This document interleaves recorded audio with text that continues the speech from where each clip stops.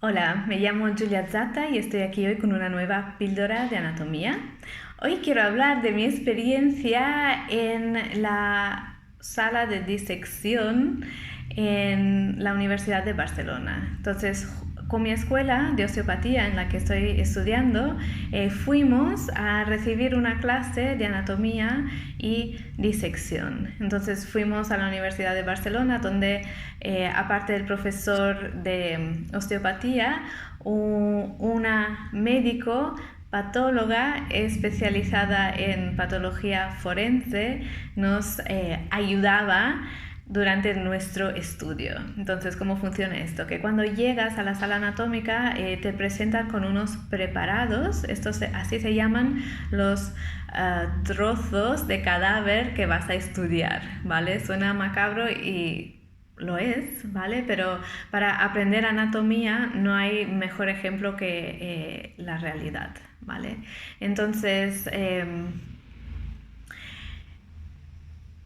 teníamos un temario y entonces basado en nuestro temario los técnicos del laboratorio nos tenían preparados los especímenes anatómicos que íbamos a estudiar repartidas en diferentes mesas porque éramos un grupo grande para que pudiéramos ir rodando de mesa en mesa identificando las diferentes estructuras anatómicas que teníamos que identificar. Entonces teníamos que identificar músculos, tendones, vasos sanguíneos, nervios y esas cosas, aunque en los libros estén súper bien dibujados, pues en la realidad la verdad es que son muy difíciles de identificar.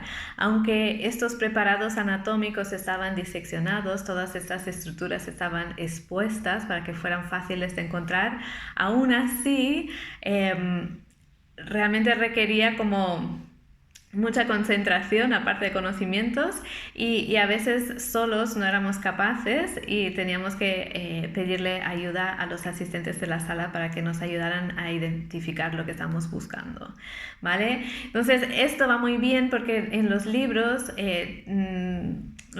nos transmiten una idea que es muy esquemática de cómo está hecho el cuerpo por dentro, pero en la realidad realmente las cosas cambian.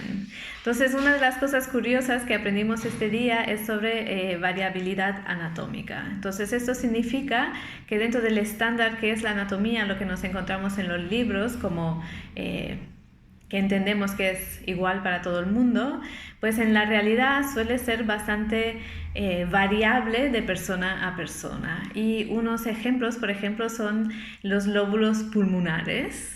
Entonces tenemos 2 lóbulos pulmonares en un lado, 3 lóbulos en el otro lado, ¿vale?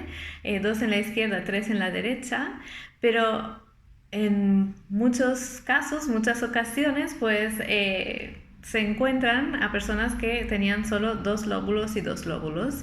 Entonces esto no se considera patológico, no deriva en ninguna patología, simplemente es una anomalía anatómica, porque no somos todos exactamente precisos, iguales, idénticos por dentro. Otro ejemplo que nos dieron es la vesícula biliar. Estábamos mirando justamente un hígado, estudiando su tamaño, textura y posición en relación con el diafragma y vimos que la vesícula biliar estaba muy lateral, ubicada muy en la esquina inferior y lateral del hígado en vez que donde está normalmente dibujada en los libros de anatomía, que es casi por debajo del ligamento falciforme. En fin, y esta es otra anomalía que nos contó la médico. Nos contó que esto es común, o sea, que la vesícula biliar a grosso modo está donde está en los libros de anatomía, pero a veces está más hacia el lado externo del hígado. Y que nuevamente esto no es una patología, simplemente una variabilidad anatómica.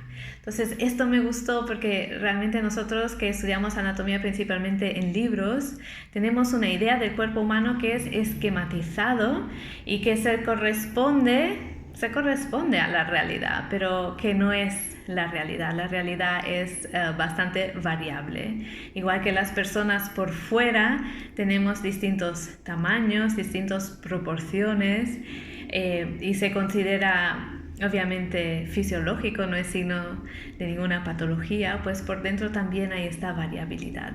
Y me pareció algo curioso que quería compartir con vosotros, sobre todo viendo que teníais mucha curiosidad de saber cómo es estudiar anatomía en una sala de disección, cómo es la experiencia.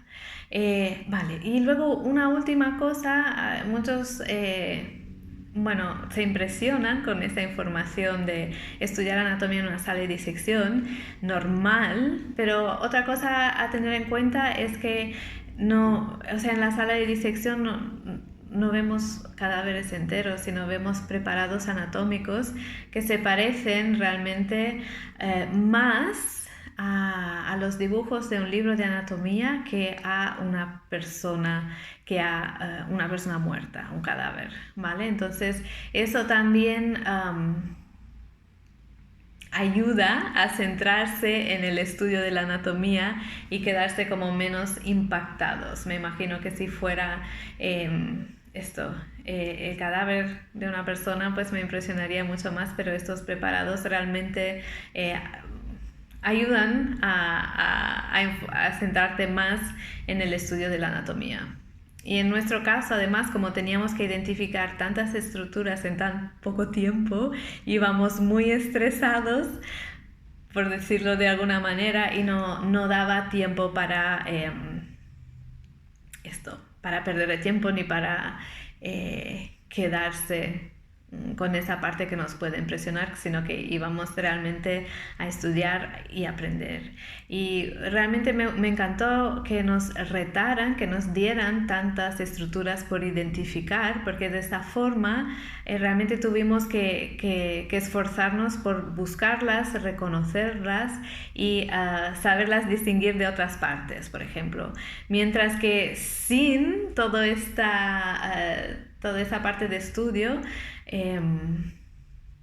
quizás nos hubiéramos entretenido viendo las estructuras que son más fácilmente reconocibles, que quizás conozcamos más en detalle, mientras que tener que ubicar, por ejemplo, el plexo braquial y poderlo distinguir de otras salidas nerviosas, pues tiene tela. O distinguir un nervio de otro nervio y el tendón de un músculo de una estructura nerviosa. A veces nos confundíamos entre vasos, nervios, tendones, porque al final en esos preparados se parecían mucho y fue muy entretenido ver en la realidad que no se parecen tanto a los dibujos en los libros anatómicos, sino que sí, que son más fáciles de confundir, y aparte que esas estructuras están tan unidas, tan próximas, tan cercanas una a la otra, que realmente son fáciles de confundir. Bueno, lo dejo aquí para hoy. Espero que os resulte interesante esta píldora especial sobre anatomía y disección, y nos vemos pronto con otra píldora de anatomía.